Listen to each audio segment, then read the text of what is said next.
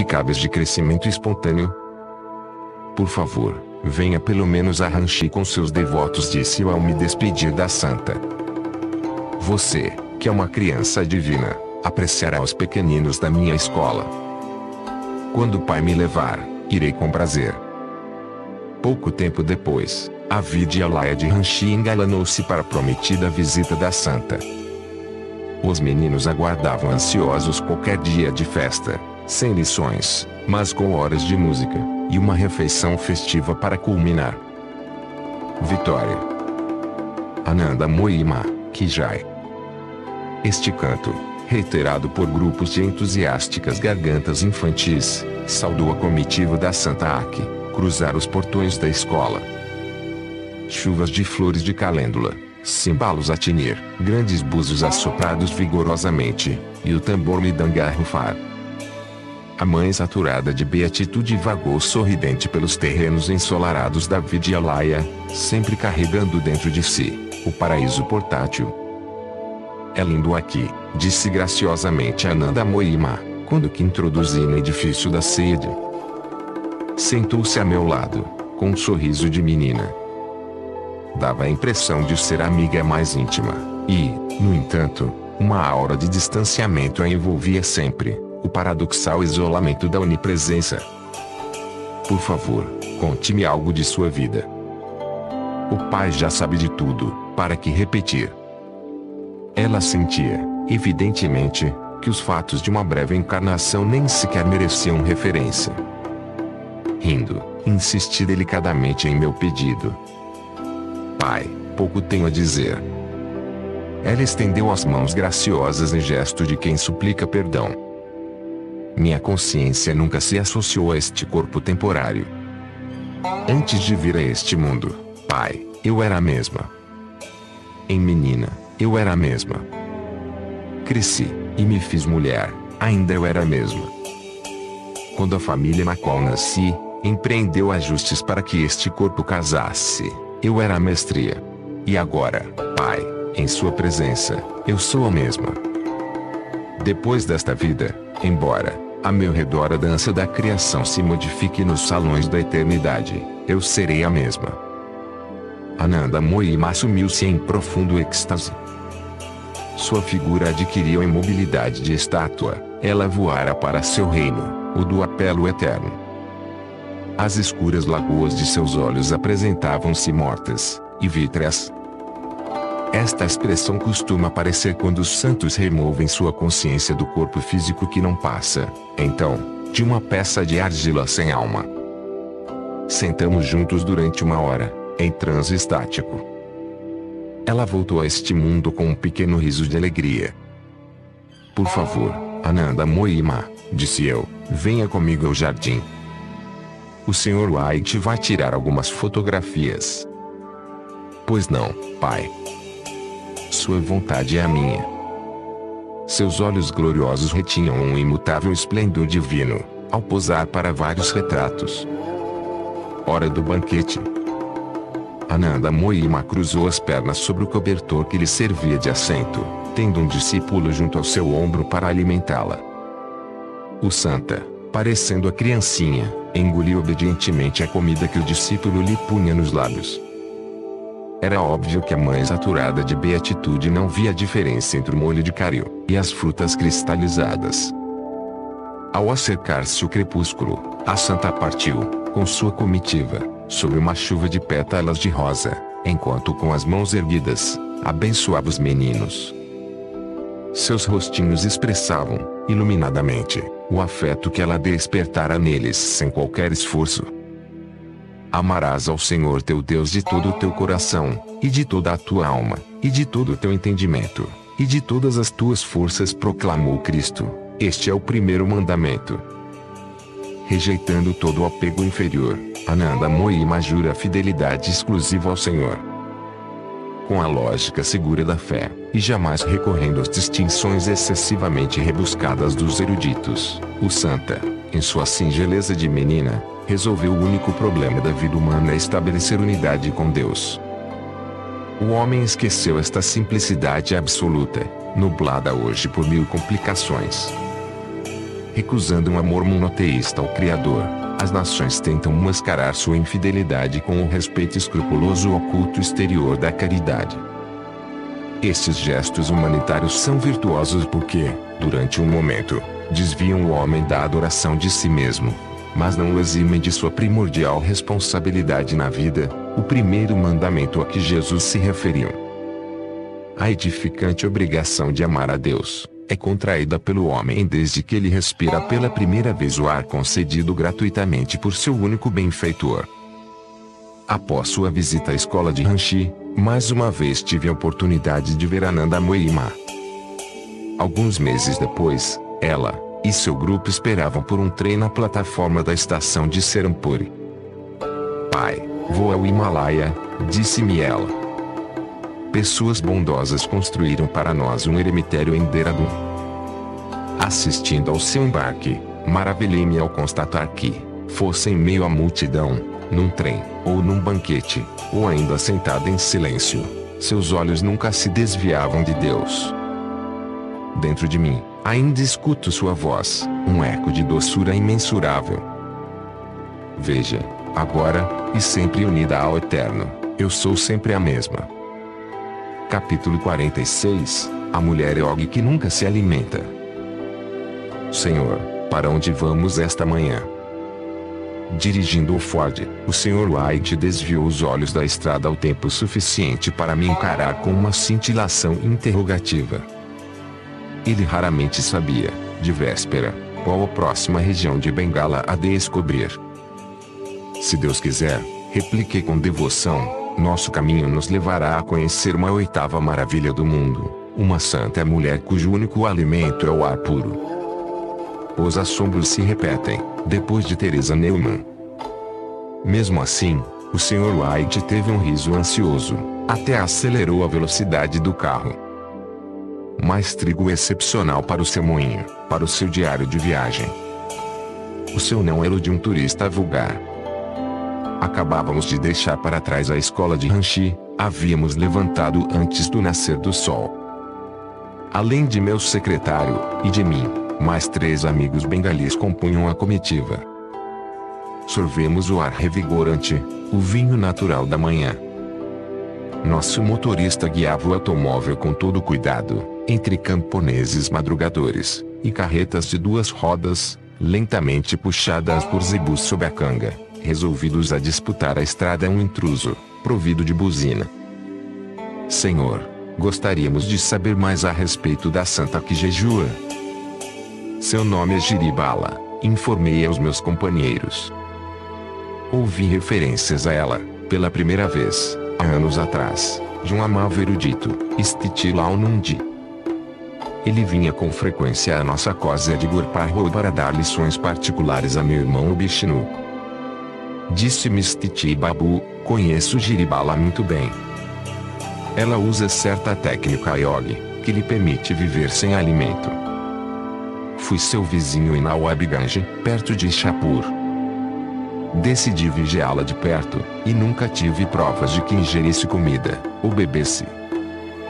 Meu interesse cresceu a tal ponto que procurei o Marajá de Burwan, e pedi-lhe que realizasse uma investigação. Espantado com a história, ele a convidou a ir até o seu palácio. Ela concordou em submeter-se a uma prova.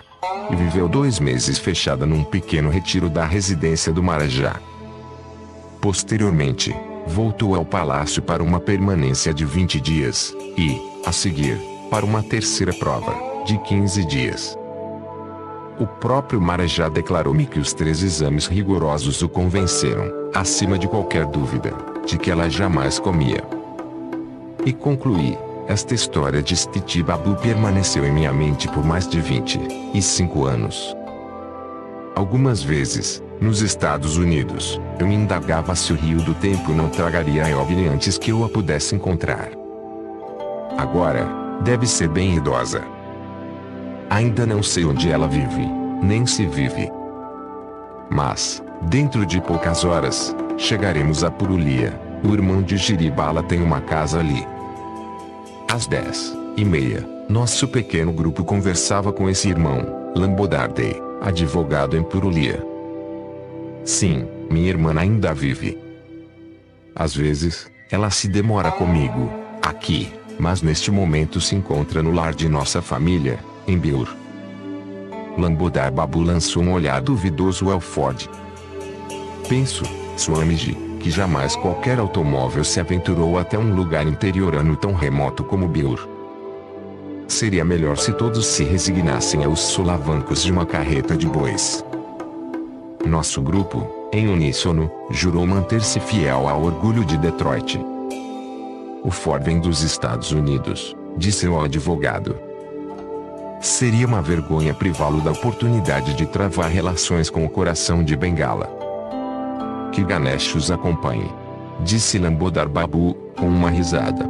Eu acrescentou cortesmente, se chegarem até lá, estou certo de que sua visita será um prazer para Giribala. Ela conta quase 70 anos, mas conserva excelente saúde. Diga-me, por obséquio, senhor, se é absolutamente verdade que ela de nada se alimenta.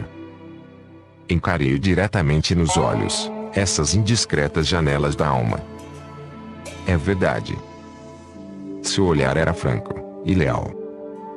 Durante mais de 5 décadas, nunca vi provar a menor migalha. Se chegasse, de repente, o fim do mundo, eu não ficaria tão surpreendido como se visse minha irmã ingerindo o alimento. A risada foi geral, devido à improbabilidade destes dois acontecimentos cósmicos. Giribala nunca procurou a solidão inacessível para suas práticas de yoga, continuou Lambodar Babu. Sua vida inteira vem transcorrendo no convívio de seus familiares e amigos. Todos estão agora perfeitamente acostumados às estranhas condições em que ela vive. Qualquer um deles ficaria estupefato se Giribala subitamente resolvesse comer. Minha irmã vive em discreto retiro, como convém a uma viúva hindu, mas nosso pequeno círculo em Purulia, e Biur sabe que ela é, literalmente, uma mulher excepcional. A sinceridade do irmão era evidente. Nosso pequeno grupo agradeceu-lhe calorosamente, e partiu para Biur.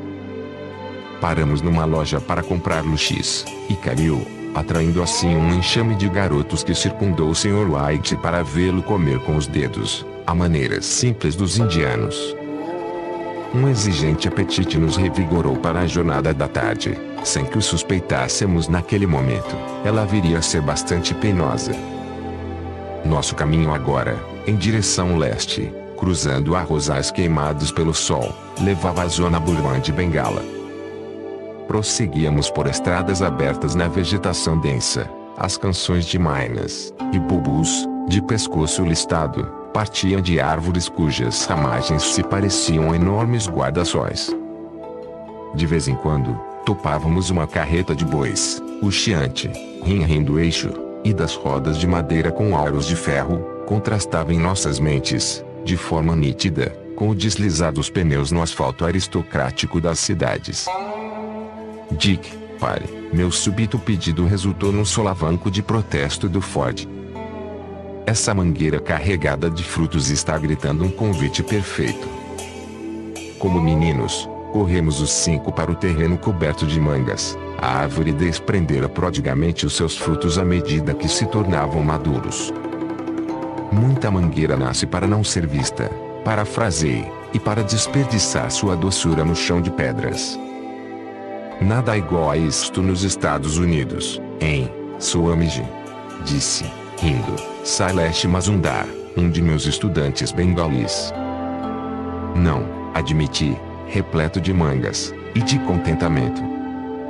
Que falta sentida esta fruta no ocidente. Sem mangas, o paraíso para o hindu, é inconcebível.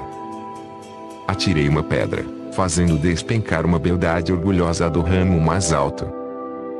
Dick, perguntei, entre nacos de ambrosia aquecida ao sol tropical, todas as máquinas fotográficas estão no carro? Sim, senhor, no porta-malas. Se Giribala provar que é uma verdadeira santa, quero escrever a respeito dela no ocidente. Uma yogini hindu, com poderes tão inspiradores, não deveria viver, e morrer desconhecida, como a maioria destas mangas. Meia hora mais tarde, eu ainda vagava naquela paz silvestre. Senhor, observou o Sr. White, devemos alcançar Jiribala antes do puente, a fim de ter luz bastante para as fotografias. Ele acrescentou com um sorriso malicioso: os ocidentais são um lote de céticos, sem fotos, não se convencem. Esta pontinha de sabedoria era indiscutível. Dei as costas à tentação, e entrei de novo no carro. Você está com a razão, Dick, suspirei, enquanto avançávamos. Sacrifico o paraíso de mangas no altar do realismo ocidental. Temos de conseguir fotografias. A estrada se tornou gradativamente mais doentia. Rugas na trilha das carretas, tumores de barro endurecido, as tristes enfermidades da velhice. Nosso grupo descia do carro, às vezes, para permitir ao Sr. White manobrar mais facilmente o Ford, enquanto nós empurrávamos por trás. Lambodar Babu disse a verdade, reconheceu Sailesh. O automóvel não nos transporta, nós é que o transportamos. Entrar e sair do carro já se tornava monótono, mas nosso tédio se amenizava, de vez em quando, com o aparecimento de uma aldeia, cada uma constituindo um cenário de fantástica simplicidade. Nosso caminho se torcia, e se recurvava, cruzando bosques de palmeiras entre vilarejos antigos, e intactos, aninhados à sombra da floresta, registrou o Sr. White em seu diário de viagem, em 5 de maio de 1936. Extremamente fascinantes são estes aglomerados de choupanas de barro, e tetos de sapé, com um dos nomes de Deus pintados sobre a porta. Muitas criancinhas nuas, brincando inocentemente, detinham-se para arregalar os olhos, ou fugir selvagemente desta carruagem enorme, preta, e sem bois, que cortava, alucinada, a sua aldeia. As mulheres simplesmente espiavam das sombras, enquanto os homens se refestelavam preguiçosamente sob as árvores, à margem do caminho, irias aparentando indiferença. Em certo vilarejo, todos os habitantes tomavam banho alegremente num grande tanque, vestidos, substituindo depois os trajes úmidos por outros secos que pregueavam em redor de seus corpos. As mulheres carregavam água para suas casas em enormes jarras de latão. A estrada nos conduzia por montes e regos, como em divertida caçada. Fomos sacudidos em todas as direções, mergulhamos em pequenos arroios, obrigamo-nos a seguir por variantes devido a uma estrada pavimentada ainda por terminar, deslizamos por leitos de rios secos e arenosos, e finalmente, quase às 5 horas da tarde, nos aproximamos de nosso destino, Biur. Esta diminuta aldeia no interior do distrito de Balcura, escondida sob a proteção de densa folhagem, é inacessível aos viajantes na estação das chuvas, segundo nos disseram. Então, os riachos são torrentes furiosas, e as estradas assemelham-se a serpentes cuspindo seu veneno, a lama. Pedindo um guia a um grupo de devotos, que voltava para casa após as orações no templo.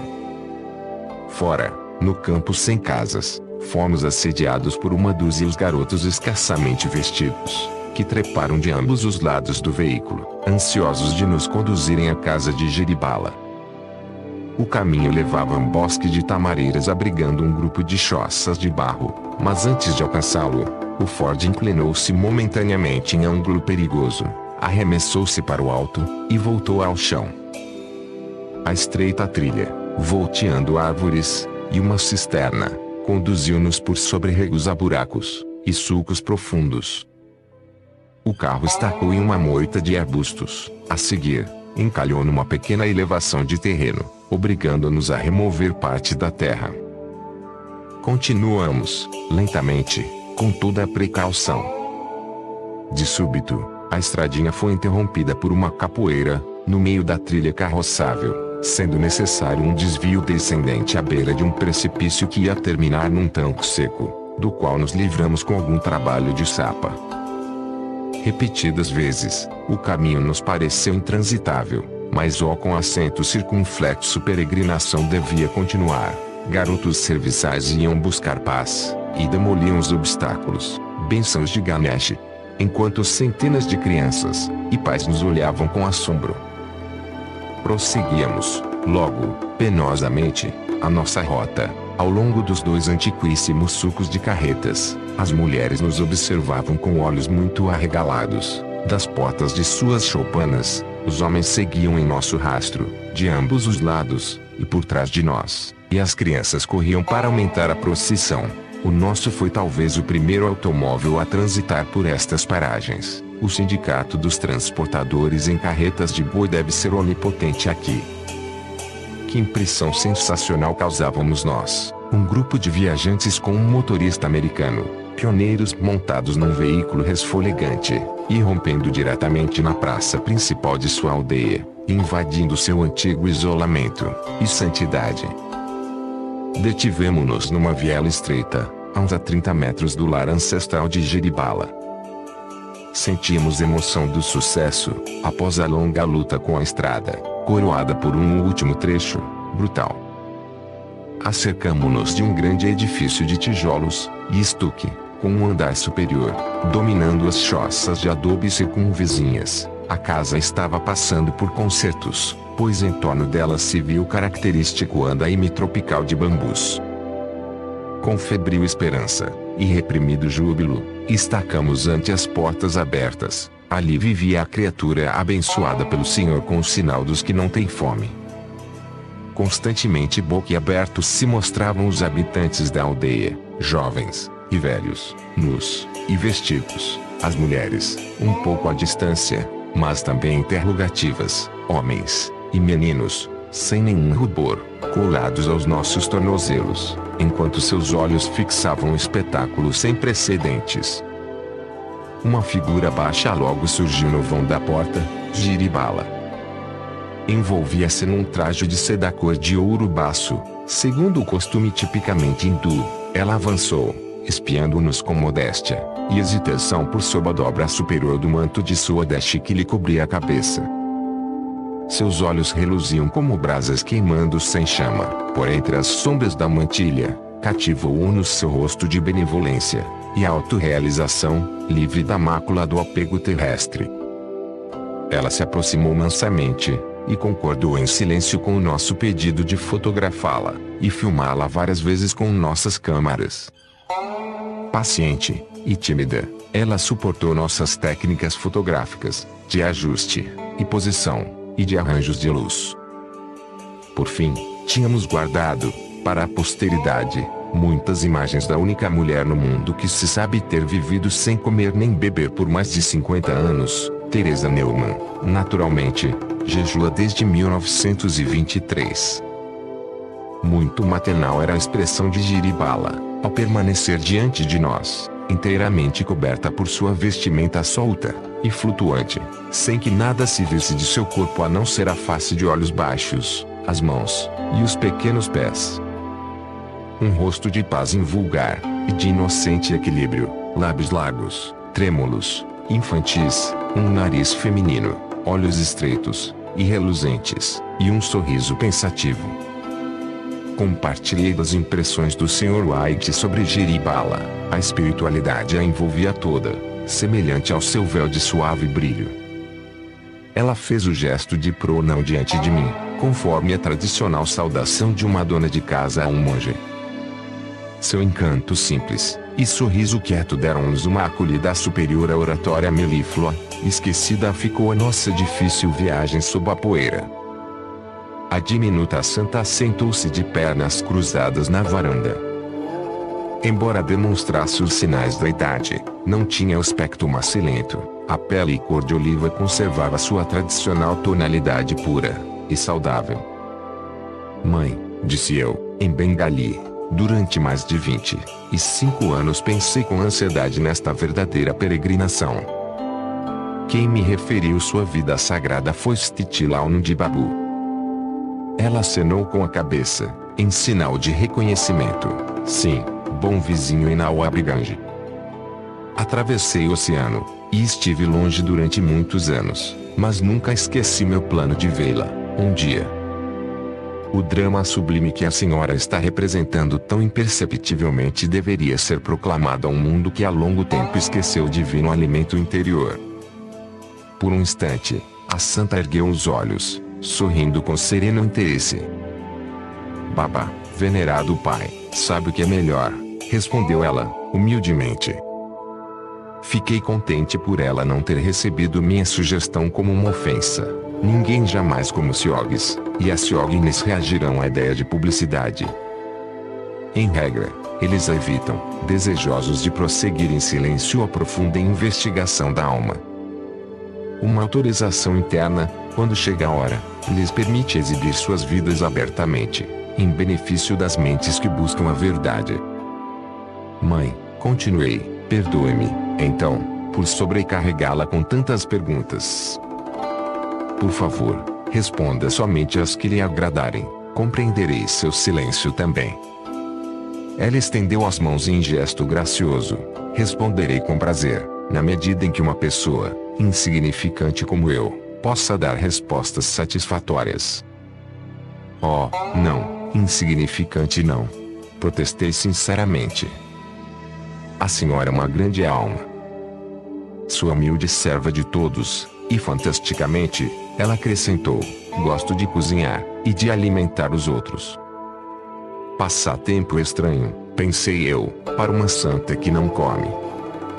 Que seus próprios lábios me digam, mãe, é verdade que vive sem nenhum alimento? É verdade. Ela se manteve silenciosa por alguns instantes. Seu próximo comentário indicava que estivera lutando com o cálculo mental. Desde a idade de 12 anos, e 4 meses até minha idade atual de 68, um período superior a 50 anos, não ingeri alimento nem tomei líquidos. Não senti a tentação de comer? Se eu sentisse necessidade de alimentos, teria de comer. Ela afirmou com simplicidade, e, não obstante, com uma classe régia, esta verdade axiomática conhecida num mundo que gira em torno de 3 refeições por dia. Mas a senhora se alimenta de alguma coisa. Havia em meu tom de voz uma objeção. Entendendo imediatamente, ela sorriu, sem dúvida. Sua nutrição provém das energias sutis do ar, e da luz solar, e do poder cósmico que reabastece seu corpo através do bulbo raquiano. Babá sabe.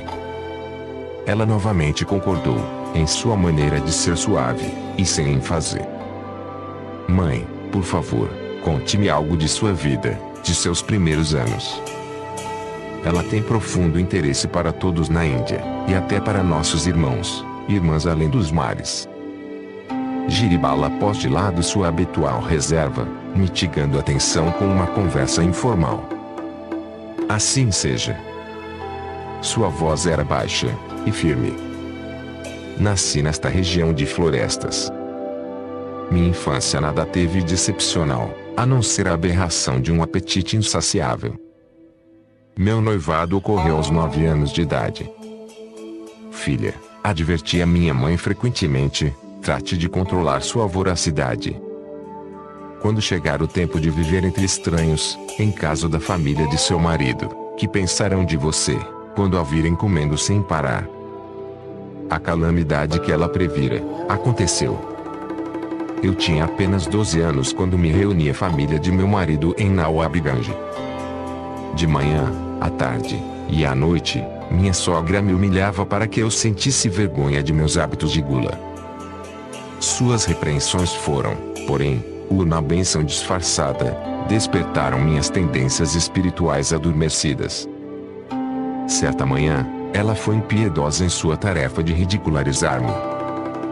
Nunca mais comerei enquanto viver, disse eu, sentindo a ferroada até a medula, e lhe darei provas em breve. Ah, é? Minha sogra riu-se com menosprezo. Como pode viver sem alimentação quem não pode viver sem superalimentação? Este comentário era irrefutável. Contudo, uma resolução de aço apoderara-se de meu coração. Em lugar solitário, procurei meu Pai Celestial. Rezei incessantemente, Senhor, eu te suplico, envia-me um guru, alguém que possa ensinar-me a viver de tua luz, e não de alimentos. Um êxtase me acometeu. Sob um encantamento beatífico, parti para o Ghat de Nawabganj, no Ganges. Em caminho, encontrei o sacerdote da família de meu marido. Venerável senhor, disse eu confiantemente, diga-me, por favor, como poderei viver sem comida? Ele demorou os olhos em mim, sem responder. E afinal falou, consoladoramente, filha, venha ao templo hoje à noite. Oficiarei uma cerimônia védica especialmente em sua intenção. Esta resposta indefinida não era a que eu procurava, continuei a andar em direção ao Ghat. O sol matutino perfurava as águas, purifiquei-me, como se fosse para uma iniciação sagrada. Ao me afastar da margem do rio, de roupa molhada sobre o corpo, à luz clara do dia, vi meu mestre materializar-se diante de mim. Minha querida pequena, disse ele com voz de amorosa compaixão, sou o guru enviado por Deus para satisfazer sua prece urgente. Ele ficou profundamente comovido com a essência invulgar dessa prece. De hoje em diante, você viverá da luz astral. Os átomos de seu corpo se reabastecerão de carga na corrente infinita. Giribala silenciou. Tomei o lápis e o bloco de apontamentos do Sr. White e traduzi para o inglês alguns trechos de minha conversa a fim de informá-lo. A santa reatou a conversação, com voz suave, quase inaudível. O Ghat achava-se deserto, mas meu guru lançou em torno de nós uma aura de luz protetora, para que nenhum banhista vagando por ali nos viesse molestar. Ele me iniciou numa técnica de cria que liberta o corpo-se a dependência para com a grosseira alimentação dos mortais. A técnica inclui o uso de certo mantra, e um exercício respiratório mais difícil que os realizáveis por uma pessoa comum. Não implica magia nem drogas medicinais, nada além de cria. Imitando o repórter de um jornal norte-americano que, sem perceber, me ensinou sua arte, interroguei Giribala sobre muitos assuntos que, pensei, seriam de interesse para o mundo. Ela me deu, fracionadamente, as seguintes informações. Nunca tive filhos, há muitos anos atrás, fiquei viúva. Durmo pouquíssimo, já que sono e vigília são iguais para mim. Medito à noite, cumprindo meus deveres domésticos durante o dia. Sinto ligeiramente a mudança de clima de uma estação para outra. Nunca estive doente e nem sofri jamais qualquer doença. Sinto apenas uma leve dor quando sou ferida acidentalmente. Não tenho excreções físicas. Posso controlar as batidas de meu coração e minha respiração. Contemplo frequentemente em visões meu guru e outras grandes almas. Mãe, perguntei-lhe, por que não ensina a outros o método de viver sem alimento? Minhas ambiciosas esperanças foram destruídas no mesmo instante, embora eu pensasse nos milhões de famintos que há no mundo. Não, ela abanou a cabeça. Recebi ordens estritas de meu guru para não divulgar o segredo. Ele não pretende intrometer-se no drama divino da criação. Os agricultores não me agradeceriam se eu ensinasse muita gente a viver sem alimentos. As frutas deliciosas jazeriam no solo, sem mais utilidade. Parece que a miséria, a inanição a doenças são chicotes de nosso karma que nos impelem, por fim, a buscar o verdadeiro significado da vida. Mãe, disse eu, lentamente, que adianta então, que utilidade há nisto, em ter sido eleita para viver sem alimentar, provar que o homem é espírito. Seu rosto iluminou-se de sabedoria. Demonstrar que, pelo adiantamento na senda de Deus, o homem pode gradualmente aprender a viver da luz eterna, e não da comida. A santa entrou em profundo estado meditativo. Seu olhar dirigiu-se para cima, a suave profundeza de seus olhos tornou-se inexpressiva. Ela exalou um certo suspiro, prelúdio do transe estático, isento de respiração. Por algum tempo, voara ao reino onde não existem perguntas, ao paraíso da beatitude interior. A escuridão tropical descera. A luz de uma lâmpada de querosene bruxuleava com intermitência sobre as cabeças de muitos camponeses que se haviam sentado de pernas cruzadas, silenciosamente, nas sombras. coriscantes vagalumes, e remotas lâmpadas a óleo das choças teciam rútilos, e caprichosos arabescos na noite de veludo. Soava o momento doloroso da partida, uma jornada lenta, tediosa, era a perspectiva do pequeno grupo. Giribala, disse eu quando a santa abriu os olhos, dê-me, por favor, uma lembrança, uma pequena tira de um de seus saris. Logo ela voltou com um sari de seda de Benares, oferecendo-a com a mão, enquanto se prostrava repentinamente no solo. Mãe, disse eu com reverência, permita-me, com mais razão, tocar os seus pés sagrados. Capítulo 47 Regresso ao Ocidente. Dei muitas lições de yoga na Índia, e nos Estados Unidos, mas devo confessar que me sinto extraordinariamente feliz, como hindu, em dar aula a uma classe de estudantes ingleses. Os membros da classe que eu instruí em Londres riram, compreensivamente, jamais a política perturbou a nossa paz de yogis. A Índia é, agora, uma recordação sagrada. É 26 de setembro de 1936.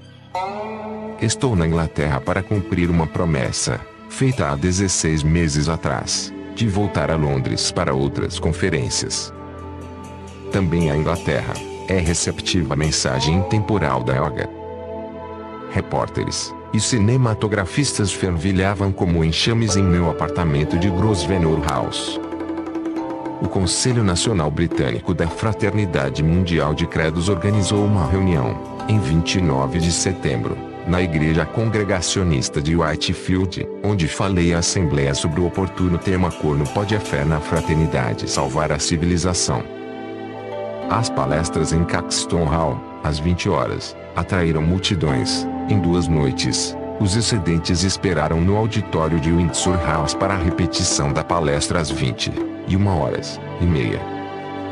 As classes de yoga nas semanas seguintes aumentaram tanto que o Sr. White se viu obrigado a arranjar nossa transferência para outro salão. A tenacidade inglesa exprime-se admiravelmente nas relações espirituais. Após minha partida, os estudantes de yoga em Londres organizaram-se lealmente em um centro de SRF, mantendo todas as semanas suas reuniões de meditação, através dos anos amargos da Segunda Guerra Mundial. Semanas inesquecíveis na Inglaterra, dias de passeios turísticos em Londres, e, a seguir, na bela zona rural, o Sr. White e eu usamos o Ford, tão fiel, para visitar o local de nascimento, e a tumba de grandes poetas e heróis da história britânica. Nosso pequeno grupo partiu de Southampton para os Estados Unidos, em fins de outubro, pelo Birmingham. A visão da majestosa Estátua da Liberdade no porto de Nova York provocou um nó de alegria e de emoção em nossa garganta. O Ford, um pouco danificado por suas lutas em solos de velhos continentes, ainda era possante. Agora fazia sem dificuldades a viagem transcontinental até a Califórnia. Em fins de 1936, chegamos ao centro de Monte Washington. As festas de fim de ano celebram-se invariavelmente no centro de Los Angeles, com uma meditação coletiva de 8 horas, em 24 de dezembro, o Natal espiritual, prosseguindo no dia 25 com um banquete, o Natal social. As festividades neste ano contaram com o maior número de participantes, queridos amigos e discípulos, vindos de longe, para acolher amavelmente os 3 viajantes que acabavam de dar a volta ao mundo. O banquete de Natal incluiu algumas iguarias, trazidas de uma distância de 24.000 quilômetros, especialmente para esta feliz ocasião, cogumelos buti de cachemira, rasagula, e polpa de mangas enlatadas, biscoitos de papá, e um óleo da florindo de queora para dar sabor e aroma aos sorvetes. À noite, nos reunimos em volta de uma enorme e cintilante árvore de Natal, perto da lareira onde crepitavam achas de cipreste aromático. Hora dos presentes. Trazidos de regiões longínquas do mundo: Palestina, Egito, Índia, França, Itália. Com que trabalho o Sr. Wright contava as nossas malas em cada entroncamento ferroviário, e em cada alfândega, no estrangeiro, para evitar que mãos sorrateiras recebessem os tesouros destinados aos seres queridos nos Estados Unidos. Fragmentos de oliveira sagrada da Terra Santa, delicadas rendas, e bordados da Bélgica e da Holanda, tapetes persas, chalas de caxemira de admirável tessitura, bandejas de madeira de sândalo, perenemente aromadas, de Missouri, pedras conhecidas como olho de Shiva, das províncias centrais, antigas moedas hindus de dinastias há muito tempo extintas, vasos e taças incrustadas de joias, miniaturas, tapeçarias, incenso, perfumes, swadeshi, algodão estampado, de tecelagem caseira, trabalhos em laca, esculturas em marfim de Missouri, chinelos da Pérsia com sua excêntrica ponta em forma interrogativa, velhos e estranhos manuscritos com iluminuras, veludos, brocados, gorros de gondi, cerâmica, azulejos, peças trabalhadas em bronze, esteiras para oração, um saque a 3 continentes. Um a um, distribuí os pacotes vistosamente embrulhados, dispostos em enorme pilha sob a árvore. Irmã Giana Mata. Estendi uma longa caixa à Santa Senhora norte-americana, de doce olhar e profunda realização, a quem coubera a responsabilidade de dirigir Monte Washington durante a minha ausência. Das envolturas do papel, ela ergueu um sari cor de ouro, de seda de bengala. Obrigada, Senhor, isso traz aos meus olhos o Fausto legendário da Índia. Senhor Dickinson. O pacote seguinte continha um presente que eu comprara num bazar de Calcutá. O Sr. Dickinson gostará disto, pensara eu naquele dia. Discípulo muito querido, o Sr. Dickinson estivera presente a todas as festas de Natal, desde 1925, ano da fundação do Centro de Monte Washington. Nesta 11ª celebração anual, ele permanecia de pé à minha frente, desatando as fitas de um pacote oblongo. A taça de prata. Lutando com suas emoções, ele contemplou o presente, uma longa taça para bebida. Sentou-se a alguma distância, aparentando deslumbramento. Sorri para ele, afetuosamente, antes de retomar meu papel de Papai Noel.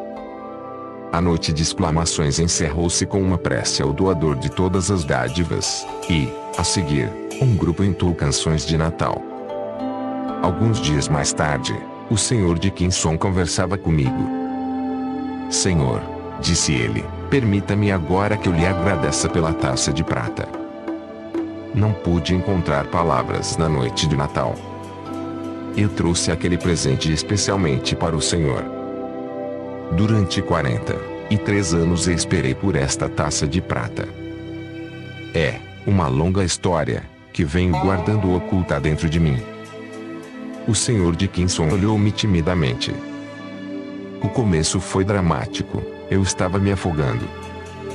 Meu irmão mais velho me empurrara, por brincadeira, para dentro de uma lagoa de 4,5 metros de profundidade, numa pequena cidade de Nebraska.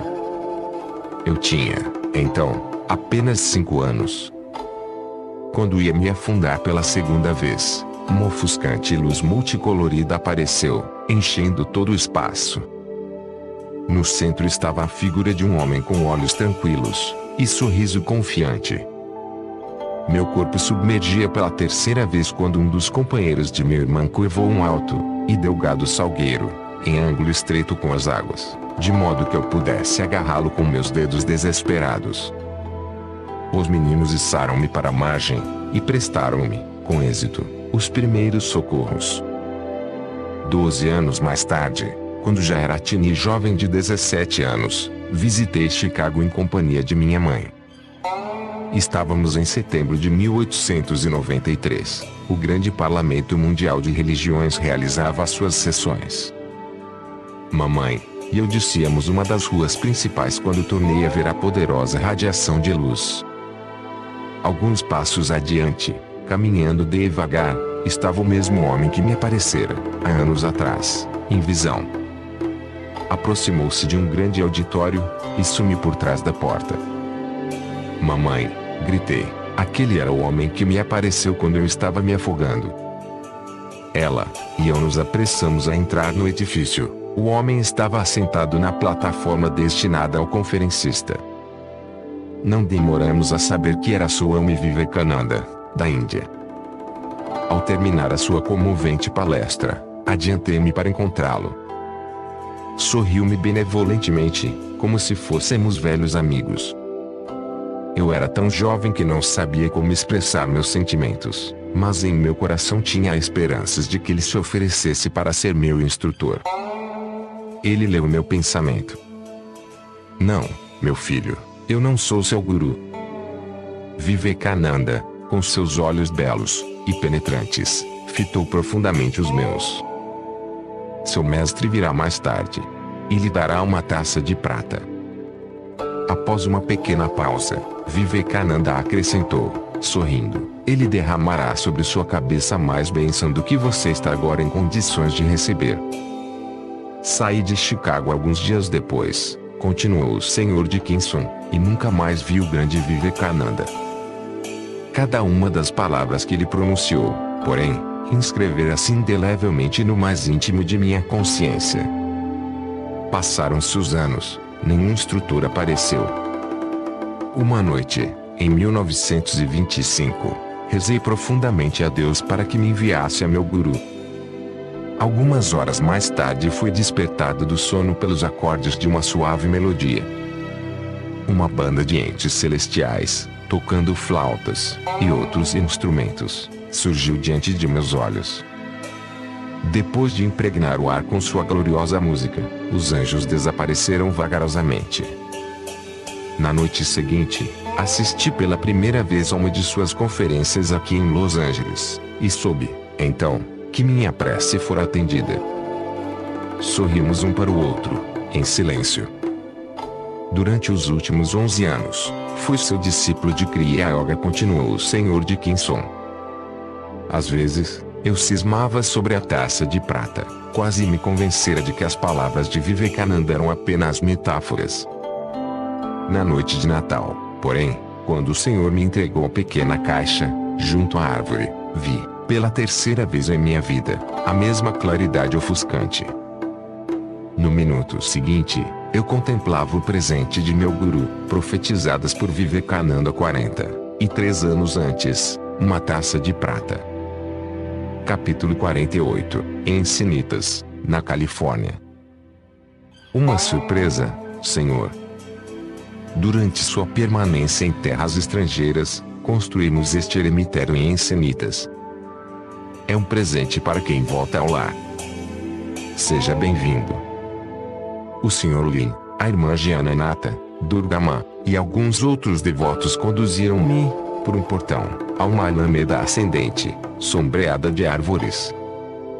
Vi um edifício, projetando-se como um grande navio alvíssimo rumo ao Oceano Azul. A princípio, emudecido, a seguir não reprimindo interjeições como ó e a, e por fim, usando todo o insuficiente vocabulário humano para expressar alegria e gratidão, examinei o ashram, 16 salas muito espaçosas, cada uma delas encantadoramente mobiliada. O majestoso salão central, com largas janelas alcançando o teto, abre-se para um altar de relva, oceano e céu, uma sinfonia em esmeralda, opala e safira. No salão, sobre a cornija da enorme lareira, encontram-se os retratos de Cristo, Babaji, Lairi Mahasaya e Sri Yukteswar. Sinto que eles derramam suas bênçãos sobre este tranquilo ashram do Ocidente. Exatamente embaixo do salão, construídas na própria rocha escarpada, duas cavernas destinadas à meditação confrontam os infinitos de céu e mar. Nos terrenos do eremitério existem recantos para o banho de sol, veredas de laje conduzindo a pérgolas sossegadas, roseirais, um bosque de eucaliptos, e um pomar. Venham ter aqui as boas e heróicas almas dos santos, diz a oração para uma residência, extraída do Zen Javesta, e fixada a uma das portas do eremitério, e caminhem de mãos dadas conosco, esparzindo as virtudes curativas de seus dons benditos, amplos como a terra, altos como os céus. A grande propriedade em Encinitas, na Califórnia, é um presente oferecido à SRF, pelo Sr. James J. Lin, um Kriya Yogi cheio de fé e de fidelidade, desde sua iniciação em janeiro de 1932. Homem de negócios norte-americano, com inúmeras responsabilidades, como dirigente de empresas de petróleo, e presidente da maior companhia do mundo no ramo de seguros contra incêndio, o Sr. Lin, não obstante, encontra tempo, todos os dias, para longa e profunda meditação em Kriya Yoga. Levando assim uma vida equilibrada, ele alcançou em Samadhi a graça de uma paz imperturbável. Enquanto estive à Índia, e na Europa, de junho de 1935 a outubro de 1936, o Sr. Lin, em afetuosa conspiração com meus correspondentes na Califórnia, impediu que chegasse ao meu conhecimento qualquer palavra sobre a construção do ashram de insanitas. Que surpresa e deleite! Durante meus primeiros anos nos Estados Unidos, esquadrinhei o litoral da Califórnia em busca de um pequeno terreno para um ashram à beira-mar. Sempre que deparava com um local apropriado, algum obstáculo surgia invariavelmente para me contrariar. Contemplando agora os terrenos ensolarados de insanitas, assisto humildemente ao cumprimento da profecia de Sri Yukteswar, feita num passado distante, um retiro silvestre junto ao oceano. Poucos meses depois, na Páscoa de 1937, celebrei nos gramados do novo ashram o primeiro de muitos cultos pascais ao sol despontando no horizonte. Como os magos da antiguidade, várias centenas de estudantes contemplaram com veneração o milagre diário, o rito do sol nascente no céu oriental. A oeste, estendia-se o Oceano Pacífico, marulhando seu louvor solene. Ao longe, um barquinho de velas brancas, e o voo solitário de uma gaivota. Cristo, tu ressuscitaste. Não apenas com o sol da primavera, mas na eterna aurora do Espírito. Muitos meses felizes transcorreram velozes, no cenário de beleza perfeita que há em Insanitas. Completei um livro projetado há muito tempo, Cantos Cósmicos. Traduzi para o inglês cerca de 40 cantos, e adaptei-os à notação musical do Ocidente. Incluí o canto de Shankara, nem nascimento, nem morte, o antiquíssimo hino sânscrito a Brahma, a canção de Tagore, Quem está em meu templo, e uma série de composições minhas, Serei sempre teu, na terra que está além de meus sonhos, surge do céu silencioso, ouve o chamado de minha alma, no templo do silêncio. No prefácio deste livro de canções, narrei minha primeira experiência notável sobre a reação dos ocidentais à música vocal do Oriente. Aconteceu no decurso de uma de minhas conferências públicas, época, 18 de abril de 1926, lugar, o Carnegie Hall, de Nova York. Em 17 de abril, eu dissera confidencialmente a um estudante norte-americano, o Sr. Alvirion Siqueir, estou pensando em pedir a assistência a que cante um antigo hino hindu ó Deus de beleza. Ó Deus de beleza, o Deus de beleza, eu me curvo aos teus pés.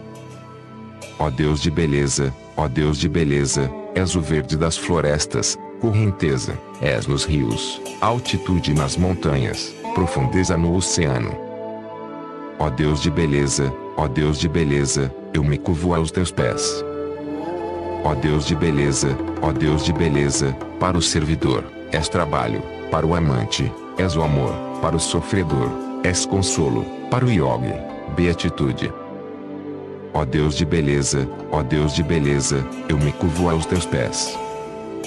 O Sr. Siqueir protestara, afirmando que as canções orientais não seriam de compreensão fácil para os norte-americanos. A música é uma linguagem universal, respondi.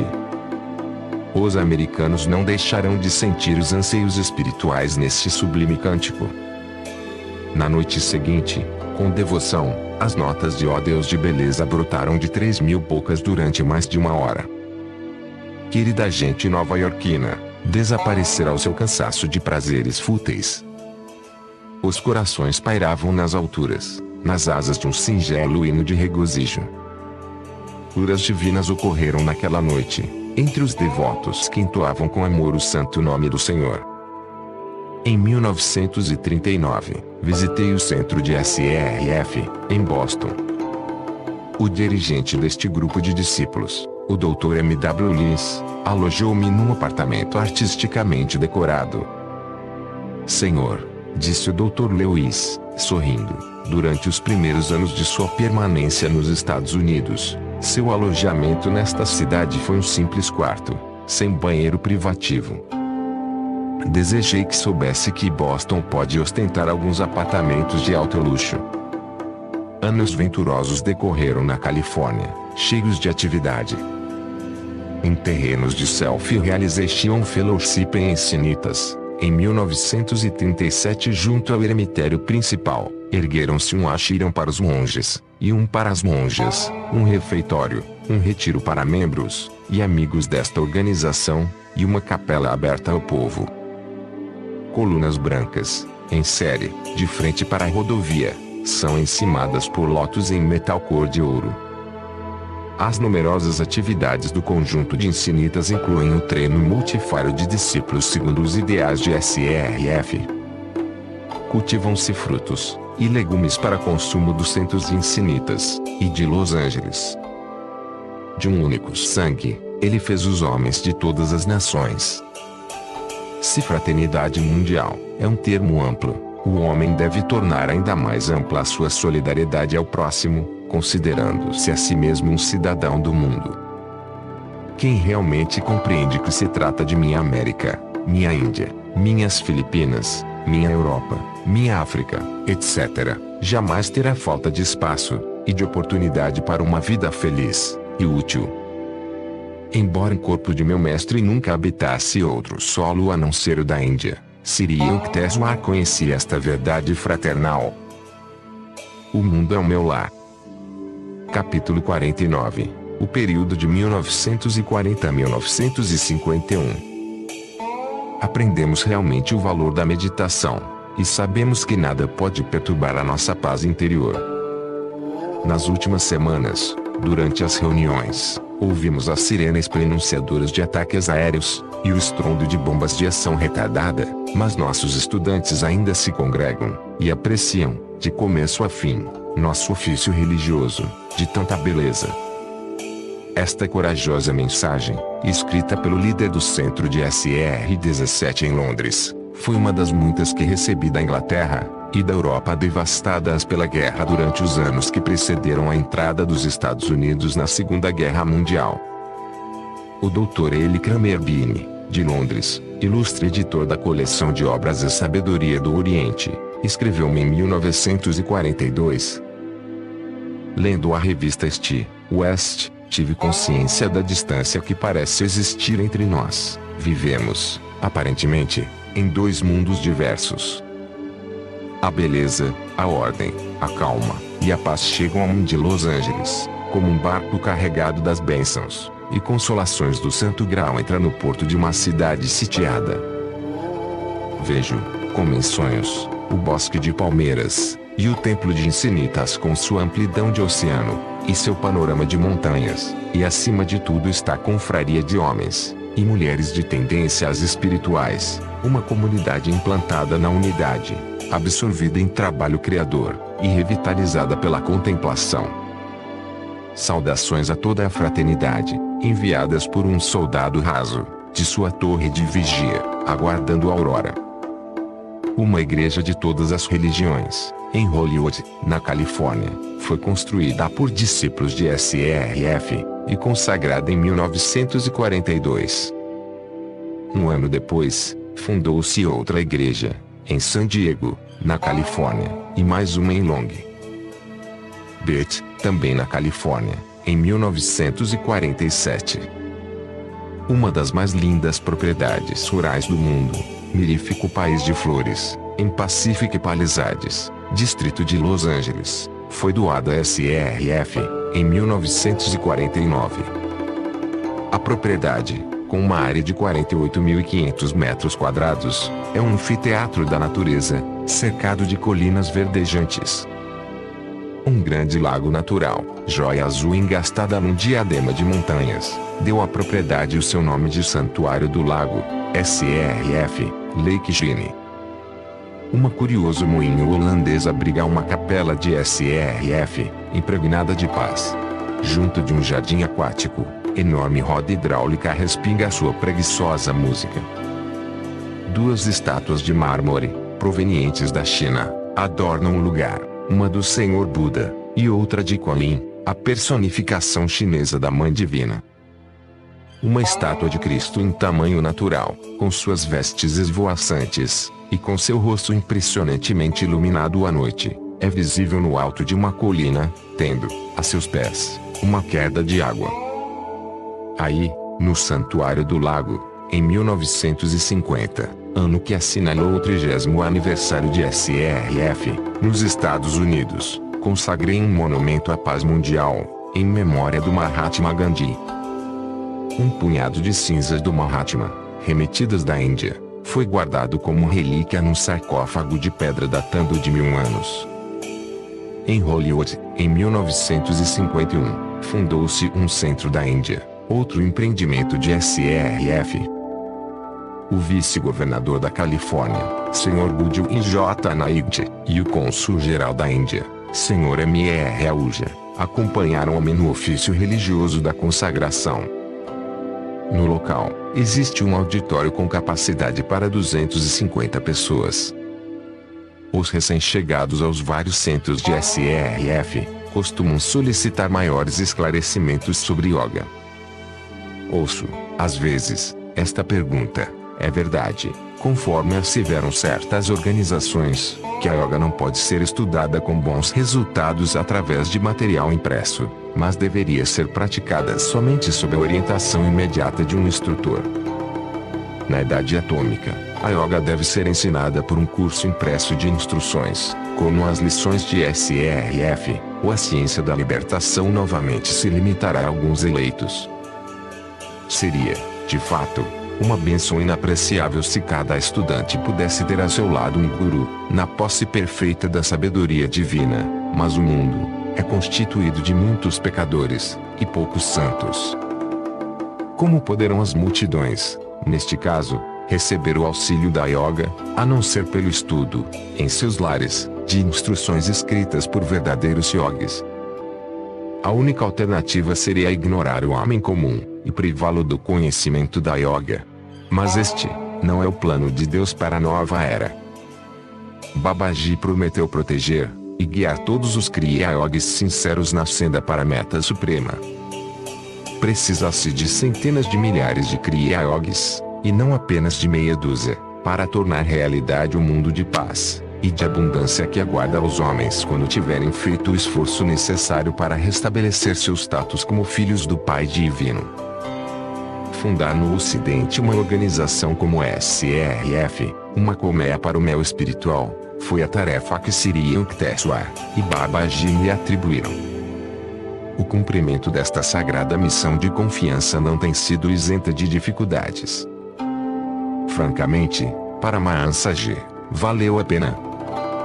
Esta lacônica pergunta foi feita, certa noite, pelo Dr. Lloyd Campbell, dirigente da igreja de SRF, em San Diego.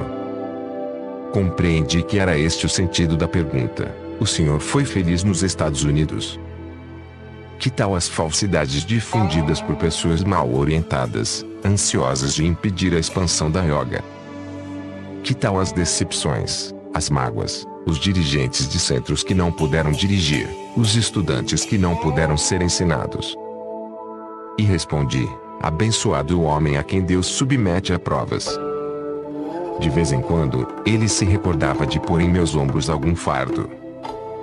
Pensei, então, em todos os que permaneceram fiéis, e no amor, na devoção, e no entendimento que iluminam o coração dos Estados Unidos. Devagar, com ênfase, prossegui, mas minha resposta é sim, 1000 vezes sim. Valeu a pena, muito mais do que sonhei, ver o Oriente e o Ocidente estreitarem sua proximidade pelo único vínculo duradouro, o espiritual. Todos os grandes mestres da Índia, que demonstraram agudo interesse pelo Ocidente, compreenderam muito bem as condições modernas.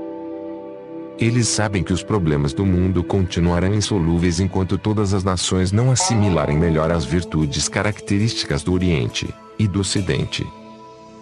cada hemisfério necessita daquilo que o outro tem a oferecer de melhor. No decurso de minha viagem pelo mundo, observei com tristeza muito sofrimento. No Oriente, acentuado sofrimento no plano material. No Ocidente, sobretudo, miséria mental e espiritual. Em todos os países repercutem os dolorosos efeitos de civilizações desequilibradas. A Índia e muitos outros países orientais poderão beneficiar-se imensamente se tratarem de competir com o senso prático de empresários, a eficiência material das nações ocidentais, como os Estados Unidos. Os povos ocidentais, ao contrário, necessitam compreender com maior profundeza a base espiritual da vida, e especialmente as técnicas científicas que a Índia desenvolveu, desde a antiguidade, para a comunhão consciente do homem com Deus. O ideal de uma civilização equilibrada não é quimérico. Durante milênios, a Índia foi, simultaneamente, o país da luz espiritual e de bem distribuída prosperidade material. A pobreza dos últimos 200 anos é, na longa história da Índia, apenas uma fase kármica passageira. Proverbial em todo o mundo, século após século, era a expressão Fausto das Índias. A abundância, material e espiritual, vem a ser uma manifestação da estrutura de Rita, lei cósmica, ou justiça natural. Não há parcimônia no espírito divino, nem em sua deusa dos fenômenos, a exuberante natureza. As escrituras hindus ensinam que o homem é atraído para este planeta a fim de aprender, e aprender melhor em cada vida sucessiva, as infinitas variantes em que o espírito pode, não só expressar-se através das condições materiais, mas também governá-las. O Oriente e o Ocidente estão aprendendo esta grande verdade, de maneiras diversas, e deveriam partilhar de bom grado, um com o outro, as suas descobertas. Acima de qualquer dúvida, agrada ao Senhor que seus filhos terrenos lutem por alcançar para o mundo uma civilização livre de pobreza, doença e ignorância espiritual. O esquecimento, pelo homem, de seus divinos recursos, é resultado do uso incorreto de seu livre-arbítrio, e causa a primeira de todas as outras formas de sofrimento. Os males atribuídos a uma abstração antropomórfica chamada sociedade podem ser imputados, mais realisticamente, a cada homem. A utopia deve medrar na intimidade de cada peito humano, antes que possa florir em virtude cívica, pois as reformas internas conduzem naturalmente às externas. Um homem que se reformou a si mesmo, reformará milhares de outros. As escrituras do mundo, submetidas ao teste do tempo, são, em essência, uma só, inspirando o homem em sua jornada ascendente. Passei um dos períodos mais felizes de minha vida, ditando para Self-Realization Magazine minha interpretação de trechos do Novo Testamento. Implorei fervorosamente ao Cristo para que me guiasse na apreensão do verdadeiro significado de suas palavras, muitas das quais têm sido gravemente desvirtuadas durante 20 séculos. Uma noite, quando silenciosamente me entregava à prece, minha sala de trabalho no eremitério de Encinitas inundou-se de luz azul cor de opala. Contemplei a forma resplandecente do abençoado Senhor Jesus. Parecia um jovem de 25 anos, com barba esparsa. Seu longo cabelo preto, repartido ao meio, apresentava um balo de ouro cintilante. Seus olhos eram eternamente maravilhosos, enquanto eu os fitava, eles se alternavam infinitamente. A cada mudança divina em sua expressão, eu compreendia intuitivamente a sabedoria que eles transmitiam. Em seu olhar glorioso, senti o poder que assustei miríades de mundos. Um santo graal apareceu-lhe na boca, desceu aos meus lábios, e, a seguir, voltou a Jesus. Alguns momentos depois, ele pronunciou palavras belíssimas, tão pessoais em sua natureza que eu as guardo em meu coração. Em 1950 e 1951, passei muito tempo em um retiro de SRF, próximo ao deserto de Mojave, na Califórnia, onde traduzi o Bhagavad Gita e escrevi um detalhado comentário aos seus versículos que abordam as várias sendas de yoga. referindo-se 2 vezes, explicitamente, a uma técnica yogi, a única mencionada no Bhagavad Gita, e a mesma que Babaji chamou, simplesmente, de Kriya Yoga. A maior escritura da Índia proporciona duplo ensinamento, o moral e o prático. Em nosso mundo sonho, um oceano, nossa respiração, uma tempestade específica de ilusão, produz a consciência de nossas formas de homens, e de todos os outros objetos materiais, ondas individuais. O mero conhecimento filosófico e ético é insuficiente para despertar o homem do doloroso sonho de que sua existência é separada das outras. Sabendo, o Senhor Krishna deu realce à ciência sagrada que possibilita ao homem dominar o seu corpo e convertê-lo, à vontade, em energia pura. A possibilidade desta proeza yoga não está além da compreensão teórica dos cientistas modernos, pioneiros de uma idade atômica. Já se provou que toda a matéria é redutível à energia. As escrituras hindus exaltam a ciência, porque é aplicável, sem exceção, a todos os homens. O mistério da respiração, é verdade, já foi algumas vezes desvendado, sem o emprego de técnicas yogas formais, como no caso de místicos não hindus que possuíam poderes transcendentes de devoção ao Senhor. Tais santos do cristianismo, do islamismo e de outras religiões foram observados, de fato, em transe de imobilidade e ausência de respiração, Sabikalpa Samadhi, sem o qual ninguém pode penetrar nas primeiras fases da percepção de Deus. Contudo, depois que um santo alcançou Nirvikalpa, ou o mais elevado Samadhi, acha-se irrevogavelmente estabelecido no Senhor, respire, ou não, esteja imóvel, ou ativo. Frei Laurence, místico cristão do século XVII, conta-nos que teve seu primeiro vislumbre da experiência de Deus ao contemplar uma árvore. Quase todos os seres humanos viram uma árvore, poucos, infelizmente, viram, através dela, o Criador da árvore.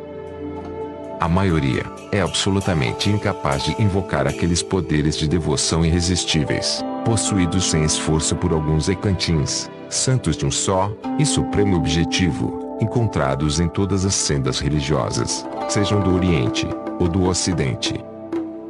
Entretanto, o homem comum não se acha, por isso, excluído da possibilidade de comungar com Deus. Para despertar a memória de sua própria divindade, ele de nada mais precisa que a técnica de Kriya Yoga, a observância diária dos preceitos morais, e a aptidão de clamar sinceramente: Senhor, anseio conhecer-te. A Yoga tem, assim, interesse universal, porque permite a todos aproximar-se de Deus, pelo uso diário de um método científico, em vez de um fervor religioso que, para o homem comum, está além de seu alcance emocional. Vários grandes mestres do jainismo na Índia têm sido chamados de Tirthakaras, construtores de vãos, porque revelam a passagem através da qual a humanidade desorientada pode atravessar e vencer os mares tempestuosos de Sansara, a roda kármica, a recorrência de vidas e mortes. Sansara, literalmente, boiando a favor da correnteza dos fenômenos, induz o homem a tomar a linha de menor resistência. Quem for, pois, amigo do mundo, é inimigo de Deus. Para tornar-se amigo de Deus, o homem deve vencer os demônios, isto é, os males de suas próprias ações, ou karma, que sempre o incitam a uma desfibrada aquiescência às ilusões do mundo, Maya. Quem se empenha numa busca séria, é encorajado, pelo conhecimento da fé e a lei do karma, a encontrar a saída, a liberação final de seus grilhões. Já que a escravidão kármica dos seres humanos tem sua raiz nos desejos das mentes obnubiladas por Maya, o yogi se interessa pelo controle da mente. E despoja-se de vários mantos de ignorância kármica, para contemplar-se a si mesmo em sua essência nativa. O mistério da vida e da morte, cuja solução é o único objetivo da passagem do homem pela Terra, está intimamente entrelaçado com a respiração. Ausência de respiração e ausência de morte. Tendo experiência desta verdade, os antigos rishis da Índia apoderaram-se desta chave única, a da respiração, e desenvolveram uma ciência racional e exata de não respiração. não tivesse ainda outra dádiva para oferecer ao mundo, e Kriya Yoga, só por si, bastaria como presente régio. A Bíblia contém passagens reveladoras de que os profetas hebreus estavam cientes de ter Deus criado a respiração para servir de vínculo sutil entre o corpo e a alma. O Gênesis afirma: o Senhor Deus formou o homem do pó da terra, e soprou em suas narinas o alento de vida, e o homem tornou-se uma alma vivente. O corpo humano compõe-se de substâncias químicas e metálicas que também se encontram no pó da terra. A carne do homem jamais poderia desenvolver qualquer atividade, ou manifestar energia e movimento, se não fossem as correntes vitais transmitidas pela alma ao corpo, por intermédio da respiração, energia gasosa. Nos homens não iluminados, as correntes de vida, operando no corpo humano sob a forma de prana quíntuplo, ou ciclo energias vitais sutis, são manifestações da vibração Aum, da alma onipresente. O reflexo, a verossimilhança, da vida que, refugindo nas células da carne, tem sua origem na alma, é a causa única do apego do homem ao corpo. É óbvio que ele não prestaria solícita homenagem a um punhado de argila. Um ser humano identifica-se falsamente com sua forma física, porque as correntes vitais da alma são transportadas pela respiração para o interior da carne, com tamanha intensidade, que o homem toma o efeito pela causa. E supõe, idolatramente, que o corpo tem vida própria. O estado consciente do homem associa-se à percepção do corpo e da respiração. No estado subconsciente, ativo durante o sono, a mente separa-se, temporariamente, do corpo e da respiração. Em estado superconsciente, o homem se liberta da ilusão de que a existência depende do corpo e da respiração. Deus vive sem respirar. A alma criada à sua imagem torna-se consciente de si mesma, pela primeira vez, apenas durante o estado de ausência de respiração. Quando o karma evolutivo corta o laço respiratório entre corpo e alma, segue-se a transição abrupta denominada morte. As células físicas revertem a sua natural impotência. O Kriya Yoga, porém, corta o vínculo respiratório à vontade, com sabedoria científica, sem a rude intromissão da necessidade kármica. Senhor de experiência efetiva, o yogi já é cônscio de sua essência incorpórea, e dispensa a insinuação, um tanto contundente da morte, de que o homem anda mal avisado ao depositar sua confiança no corpo físico.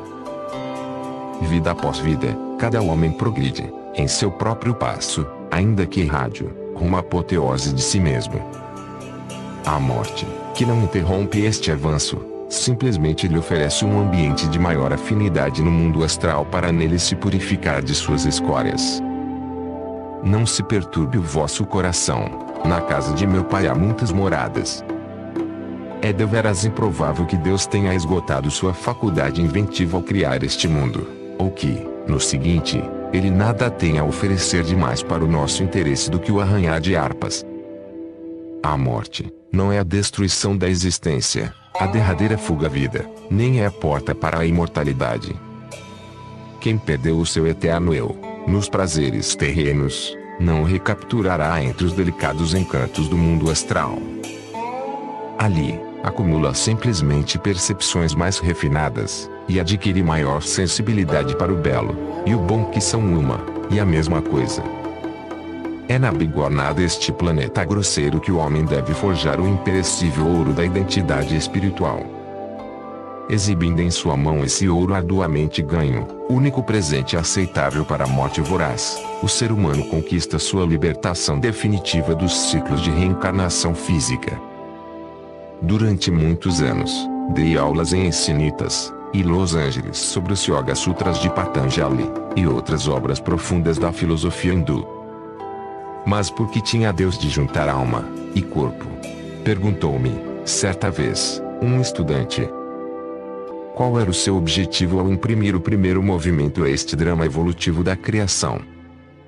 Inúmeros outros homens fizeram as mesmas perguntas. Filósofos procuraram, em vão, respondê-las satisfatoriamente. Deixe alguns mistérios para explorar na eternidade, costumava dizer Siri Yukteswar com um sorriso. Como poderiam os limitados poderes de raciocínio do homem compreender os motivos inconcebíveis do absoluto incriado?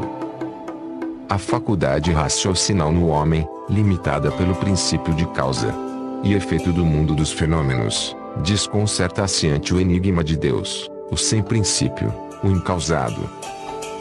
Contudo, embora a razão humana não possa sondar os mistérios da criação, cada um dos enigmas será afinal decifrado para o devoto pelo próprio Deus. Quem anseia sincera e ardentemente pela sabedoria, contenta-se em iniciar sua busca pela aprendizagem humilde de um simples abecedário dos planos divinos, sem exigir prematuramente um gráfico matemático exato da teoria einsteiniana da vida. Nenhum homem jamais viu Deus. Nenhum mortal sujeito ao tempo, às relatividades de Maia pode ter experiência do infinito, o Filho unigênito, que está no seio do Pai, a consciência crística, reflexo do Pai, ou projeção exterior da inteligência perfeita que, guiando todos os fenômenos estruturais, através da vibração emergiu do seio, ou das profundezas do divino incriado a fim de expressar a multiplicidade da unidade, revelou, sujeitou a forma, manifestou esse mesmo Pai. Em verdade vos digo, explicou Jesus, o Filho por si mesmo nada pode fazer, mas apenas o que vê o Pai fazer, porque tudo o que o Pai fizer, o Filho também o faz. A tríplice natureza de Deus, conforme ele se revela no mundo dos fenômenos, é simbolizada nas escrituras hindus por Brahma, o Criador, Vishnu, o Conservador, e Shiva, o Destruidor Renovador. Sua atividade, Trina e Una, patenteia-se incessantemente através da criação vibratória. Como absoluto situa-se além dos poderes de concepção do homem, o hindu devoto adora nas augustas corporificações da Trindade. O aspecto universal de Deus, de Criador Conservador Destruidor, não é sua natureza última nem mesmo essencial, pois a criação cósmica é apenas seu fila, esporte criador. Sua natureza é intrínseca e não pode ser compreendida, nem mesmo compreendendo-se todos os mistérios da Trindade, porque sua natureza é extrínseca, que se manifesta na criação atômica regida por leis, limita-se a expressá-lo sem o revelar. A natureza última do Senhor só é conhecida quando o Filho sobe ao Pai. O homem liberto ultrapassa os reinos vibratórios, e entra na origem sem vibração. Todos os grandes profetas permaneceram silenciosos quando solicitados a desvendar os segredos últimos. Quando Pilatos perguntou, que é a verdade? Cristo não respondeu. As indagações muito pomposas de racionalistas como Pilatos raramente procedem de um ardente espírito de pesquisa. Tais homens preferem falar com essa arrogância vazia que considera a falta de convicção sobre os valores espirituais como um sinal de mentalidade aberta. Nasci para este fim, e vim ao mundo para servir esta causa, a de dar testemunho da verdade. Todo aquele que é da verdade, ouve a minha voz. Nestas poucas palavras, Cristo falou volumes. Um filho de Deus dá testemunho com a sua própria vida. Ele encarna a verdade, se também a explica, trata-se de generosa redundância. A verdade não é teoria, nem sistema especulativo de filosofia, nem súbita compreensão intelectual. A verdade é a exata correspondência com a realidade. Para o homem, a verdade é o inabalável conhecimento de sua natureza real, de sua alma, ou ser eterno. Jesus, em cada ato e palavra de sua vida, provou conhecer a verdade de seu ser, sua origem divina. Totalmente identificado com a consciência crística onipresente, ele podia dizer, em caráter final, todo aquele que é da verdade, ouve a minha voz. Buda também se recusou a lançar luz sobre as questões derradeiras da metafísica, assinalando secamente que os poucos momentos do homem na Terra seriam melhor empregados no aperfeiçoamento de sua natureza moral. O místico chinês Lao Tse ensinou corretamente: quem sabe, não o diz, quem diz, não o sabe. Os mistérios últimos de Deus não se acham abertos à discussão. A decifração de seu código secreto é uma arte que o homem não pode comunicar ao homem, aqui, Só o Senhor é o Mestre. Aquietai-vos, e sabei que eu sou Deus. Nunca fazendo alarde de sua onipresença, o Senhor só é ouvido nos silêncios imaculados. Reverberando por todo o universo como vibração criadora o som primordial traduz-se instantaneamente em palavras inteligíveis para o devoto com ele sintonizado. O objetivo divino da criação, até onde a razão humana pode compreendê-lo, está exposto nos Vedas. Os rishis ensinaram que cada ser humano foi criado por Deus como alma que manifestará, de modo ímpar, algum atributo especial do infinito, antes de reassumir sua absoluta identidade. Todos os homens, assim dotados com uma faceta da individualidade divina, são igualmente amados por Deus. A sabedoria acumulada pela Índia, irmã mais velha das demais nações, é uma herança de toda a humanidade. A verdade védica, como toda a verdade, pertence ao Senhor, e não à Índia.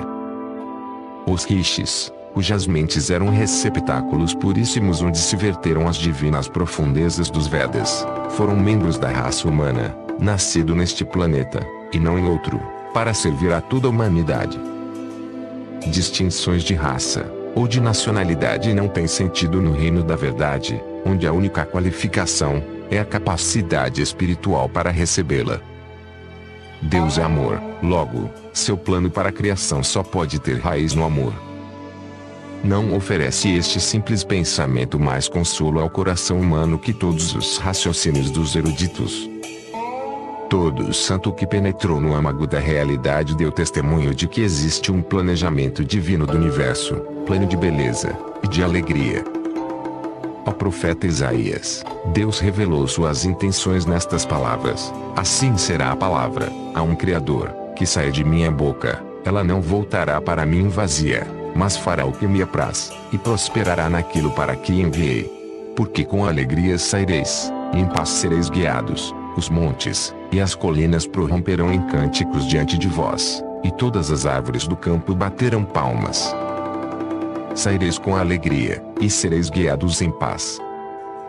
Os homens do atribulado século XX ouvem nostalgicamente esta promessa maravilhosa. A verdade total nela contida pode ser comprovada por todo devoto de Deus que desenvolva um esforço varonil para recuperar sua divina herança. A função abençoada de Kriya Yoga no Oriente, e no Ocidente está apenas em seu começo. Possam todos os homens saber que existe uma técnica científica, definida, para o encontro com Deus, e a superação de toda a miséria humana. Ao enviar vibrações mentais de amor aos milhares de Kriya Yogis, esparsos pela terra como joias riátilas, quantas vezes penso, agradecido, Senhor, tu deste a este monge uma grande família. Objetivos e ideais da Self-Realization Fellowship: disseminar entre as nações o conhecimento de técnicas científicas definidas para atingir a experiência pessoal e direta de Deus.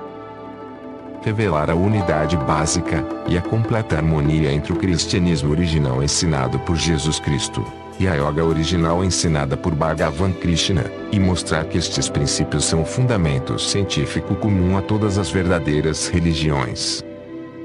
Apontar a divina e única estrada preferencial para a qual todas as sendas das verdadeiras crenças religiosas eventualmente se dirigem, a estrada preferencial da meditação em Deus, diária, científica e devocional.